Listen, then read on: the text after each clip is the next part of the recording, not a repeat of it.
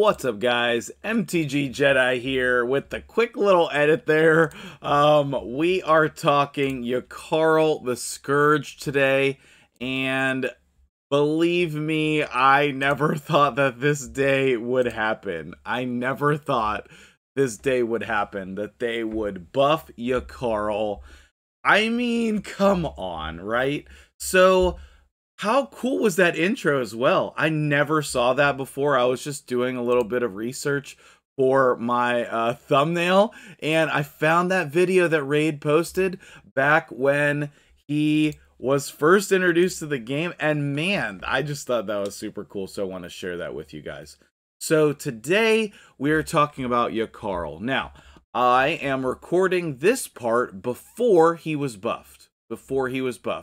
So that we can get a sense of how good is he versus what the changes are, okay? So let's take a look.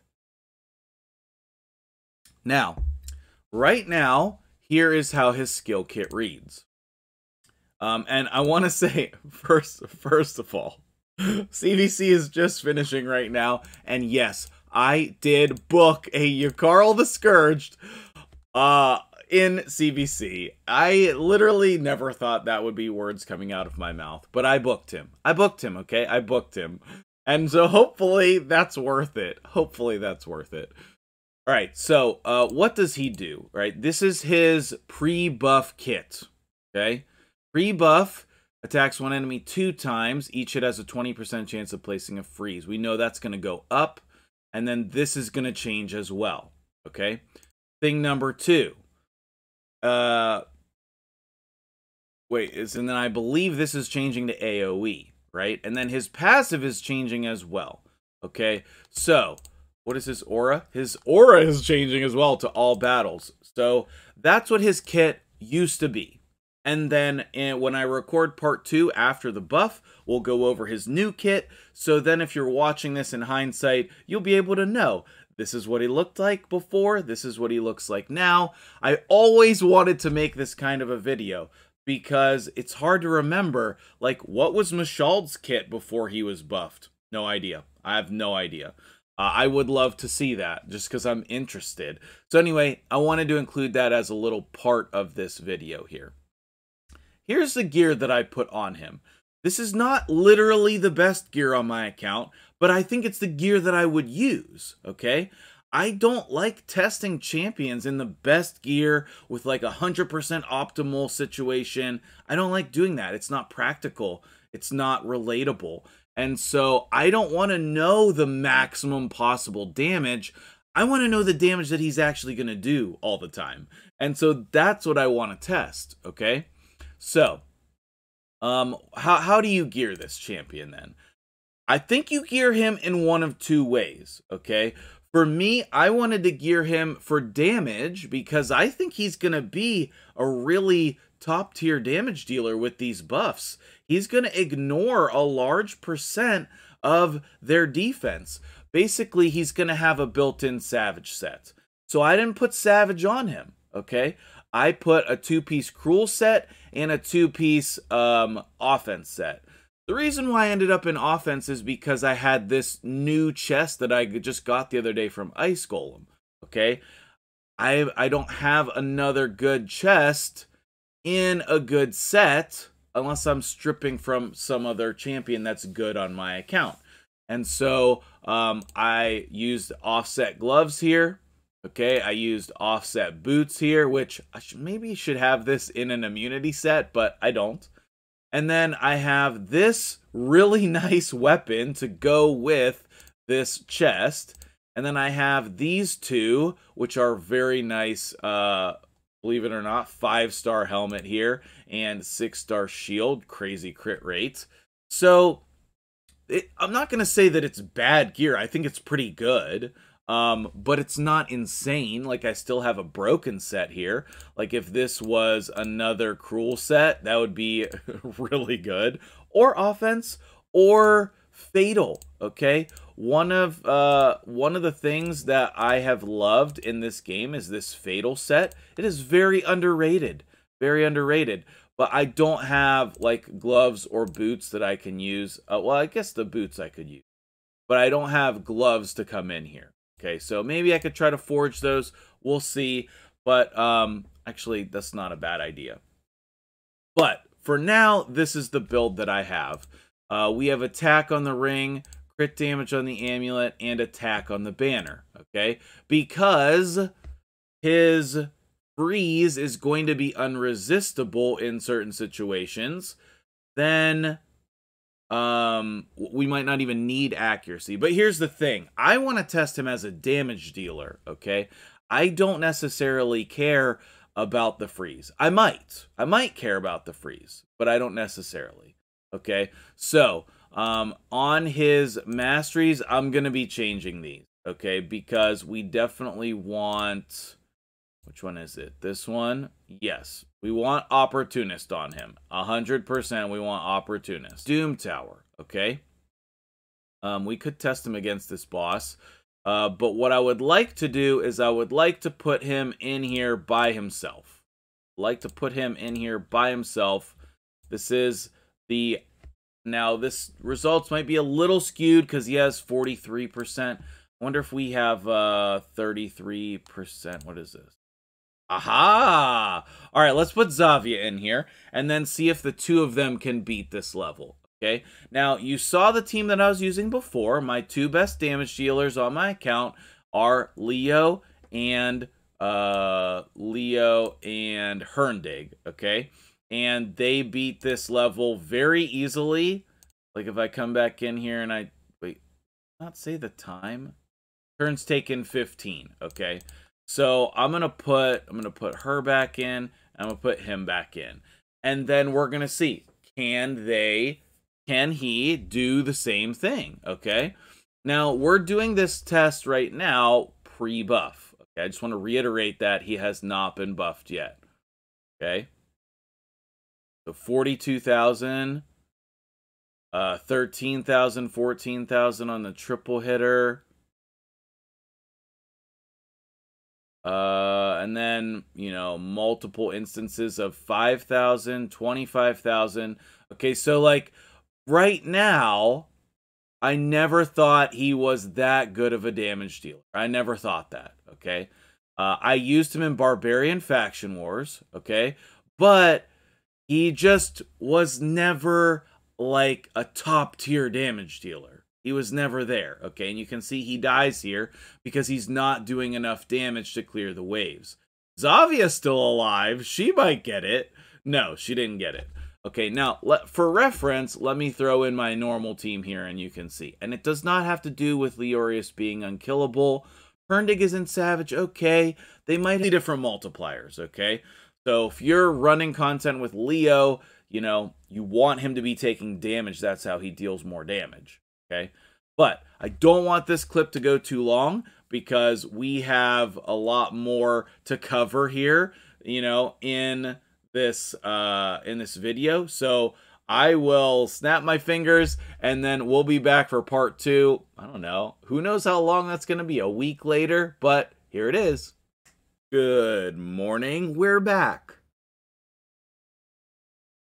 So, Carl, right? I mean, guys, this guy is super good, but you may have heard he's not, but that's wrong, okay? So let's go over how his kit has changed, okay? On his A1, he has increased his chance to do more freeze, okay? And then he's also going to ignore 25% of the target's defense if they're under freeze, okay? Which is great. Then his A2 hits so hard, it's really good. And then he can also place decrease speed and freeze. He can steal the turn meter and place 30% increased speed on himself. And he ignores 50% of the target's defense if target's under freeze. Okay. His AoE is 75% chance to place freeze, but it's gonna feel like it's 100%. because his chance increases to 100 if they have 75% turn meter or more, and it cannot be resisted. So if you take a look here, do I have some accuracy on him? Yes, I do, 222. But is it crazy? No, it's not. The other thing that you might notice, if you were paying attention in the gearing section, is that this is not the same gear. And I'm going to explain why, okay? Basically, you know what? Let me pull the exact multipliers up so that I can just spit that knowledge to you. Okay, so basically, I don't think that they changed the multipliers at all. They did not change the multipliers at all on the A1 or the A2. They are the same, I think, which is fine, okay? Like, his multiplier on his A1 is 1.8 times attack, and then it's a 2-hitter, which is fine. That's a good A1. Okay, his A2 is a 6.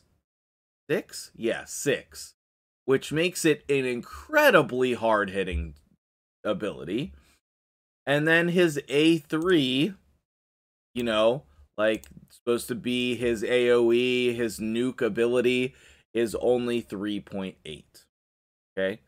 Now, with his passive, increases the damage this champion inflicts by 10% for each champion in a battle under a freeze debuff. You would think that that makes him like a crazy good damage dealer. And he does good damage if all of the pieces are set up in the right scenario. The problem is that doesn't happen very often. And I'll explain why. And then I'll tell you why everyone is wrong. Why everyone is wrong. And explain the thumbnail a little bit. So, okay. So, let's come over to Arena. What is this? Oh, the Sacred Shard pack string? Bro, we ain't got money for that. The 10x is going to start here in just a little bit. It should be active once you see it. 10x for Valkyrie today. 10x for Necrit tomorrow. I got to make a decision on whether I'm popping Void Shards or not. I think I should just save them for the 2x. I think I should just save all Voids for the 2x.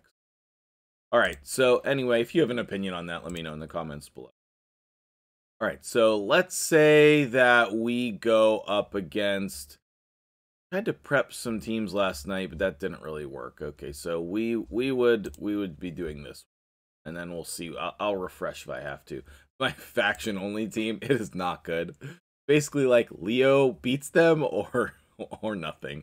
I need to work on a different one. It should probably involve Coronar being on the team with Leo. That would be smart, Jedi. Okay. So, let me just change some people. Okay. So, if we have our normal Arbiter speed lead, and then we put somebody in here for AoE freeze, AoE freeze. So, like, let's say we speed tune our ninja there, but that could be anybody. And then we put, somebody was complaining in the comments about me using Ugo. I don't know who's more free to play than Ugo, but I don't know. We'll put Saris in there. Everybody has her.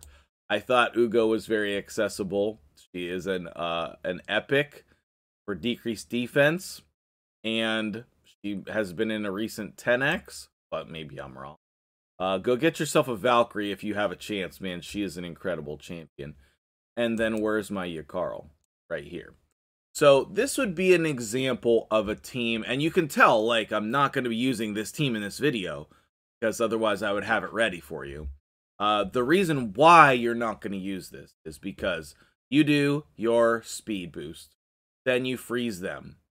Then half their team goes, they're frozen, okay, they're definitely frozen, but then they unfreeze, okay? I don't think that there's any champion who freezes for 2 turns. AoE freeze. Like, tell me if there's any champion in the game who freezes for 2 turns. If there's somebody in the game who freezes for 2 turns, then Yakarl could be really good with them. But, like, let me just, like, click on a couple things that you can't see right now. I mean, Ninja is 1 turn. Gergo is 1 turn. And I doubt it's going to be, like, an epic or anything. Ray is 1 turn. Foreman, I know, is 1 turn. What about Shiramani? 1 turn. Okay, so if there is somebody who freezes for 2 turns, you tell me. And if anybody ever comes out with 2 turns, then that could be really, really insane. But as of right now, there's nobody. There's nobody. Nobody in the game who can freeze for 2 turns. And so, that means that he's never going to get his damage buff against the champions he needs it. Okay, sure, maybe he gets it against Magnar, but most nukers are not survivable, right? Like, Arbiter, that's who you need it the most against because people build their Arbiters tanky and fast. So, basically, if he's not getting that damage buff, then his single target damage is great, right? He has that 6 multiplier. That's amazing, right? But that doesn't help us because it's a single target. Like, if that single target was his AoE, he'd be one of the best damage dealers in the game. As is right now, he has multipliers like Kale, okay? So then, what are you supposed to do? Okay, what are you supposed to do? My preference for him, and I think the best thing that you should do, is use him as your freeze champion, okay? And then he can be a secondary damage dealer, okay? He can't carry you as a damage dealer. So, let me flip back over to my... Oh, I could have done this from that screen. What are you... So... Basically, what we want to do is, you know, instead of your AoE provoke, instead of your second speed booster, you want to use Yakarl as your control champion. You want to have him speed tuned to go second, and yes, you should book him. You should book him. Like, he has significant increases on the buffs, but actually, if you don't book him, he's gonna work just fine, okay? And believe it or not, I still I have the same masteries on him with wait, this way. Wait, you don't need to move. You could see it. War Master. I have the this is what I used in Faction Wars, is War Master. And it was good. I would consider changing his masteries, but I would also probably consider using him in Doom Tower, maybe, because of that can't be resisted is really, really powerful, okay? So I put crit rate gloves and an attack percentage chest still, but with speed. I put speed on here. I put speed on here. I put, obviously, speed on the boots, and then I have a stupid good helmet, okay? I'm not going to say otherwise. It's ridiculous. It's literally perfect for this situation. It has speed, attack percentage to help him do more damage, flat attack, and accuracy. It's busted. I get it, okay? But you use whatever gear that you can use, and I made him really fast. That's how fast I needed to make him, okay? Now, I might still tweak this gear, because if I can get crit damage gloves and keep him this fast, then, oh man, that could be really good. But, you know, he's fine as is. I would have really liked 100% crit rate in this build. I'm at 97, but that's all I could do with the 5-star crit rate gloves. So if I can manage to get myself some 6-star crit rate gloves, which I do have. Oh, but those are really bad. Wonder if we could rework these. Oh no, I don't have the appropriate ore piece. Do not use this on this. This is only for legendary. And then these are 5-star ones. Okay, yeah. So anyway, that's my opinion of how he should be built and why. Okay, let's go ahead and see him in action. If I'm faster than this team, this should be an auto win. Should be an auto win. So let's go ahead and go in here. I'm working on the speed of my Arbiter, but I have 345 on my Arbiter, and that is just not fast enough for Gold 4 anymore. Okay, there you go. They're all frozen. But then you can see Arbiter took her turn, okay? And then that's great because she doesn't get a second turn. She doesn't get a second turn. I mean, I don't know of a more perfect example than that, but we could show you one. Like, okay, this team, I don't know if we honestly have enough damage for this team. I don't. But what you need to realize is it can't be resisted. So if this is a faster team, I think that so there's no speed lead here, okay? But I still think everyone's going to be frozen. 1, 2, all frozen. Oh, but we cut in there? Interesting. Okay, now this is a crazy powerful team, so wow, that was really good damage. Oh, then they're going to be denied. Let's see if we can Ugo revive. No. Okay. Well, that team was too powerful for this speed team. I mean 325k all legendaries. You get it. Let me see. Can I find a different tanky team to showcase this against? Not really. We can refresh. Oh, wait, that first team would have worked. Like a Duchess team? Okay, so this is perfect here. Unless Mausoleum Mage is, or somebody, unless they're in, we'll try this. Unless they're in Stone Skin or Immunity, then this will not work. If they're not in any of those, then it will work. Okay, perfect. And see, they're frozen except for Krisk. Why didn't Krisk get frozen? That's weird. But see, it only lasts for 1 turn, right? And then it wears off. But they have no reviver here. So, that was his A1 on Krisk. Now, can we not do that? Then Herndig's gonna kill us. What if we do that? No, not quite. Alright, well, now we're in Gold 3. I don't know. I think that we got 3%ed on Krisk there. I think we got 3%ed. Here's another one. If we would have frozen Krisk, I think we would have been good. One of the problems there is that Herndig gets that turn meter boost. We got the counterattack. And Leo can't be frozen. But everybody else got frozen. Did Seeker not get frozen? Huh. Okay. And then they're frozen. Alright. Pop him back up. And then maybe we can kill her. Good.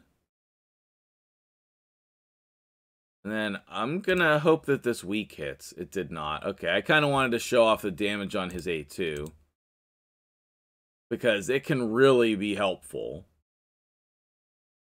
So, you're gonna have to know what teams you can go up against and what you can't. What the crap? This top of Gold 3 is... I can't beat any of those teams with this team. I mean, we could try this and see if we're faster. I don't think we are, but, you You know what? I just doubt we are. We'll just go ahead and refresh. So let me give you another, just like to summarize, let me give you another speed fight, and then we'll wrap up the video here because we're getting a little bit long with the 2 parts put together. So we're faster. We did not get the freeze. I'm just wondering, why did we not get the freeze? It should be 100% because their turn meter was high enough. That's so weird. I mean, but we froze enough people that that's all we needed. That is so weird. If somebody sees what I'm missing, please let me know in the comments below. But yeah, so I think that he's really good now. I think he's really good.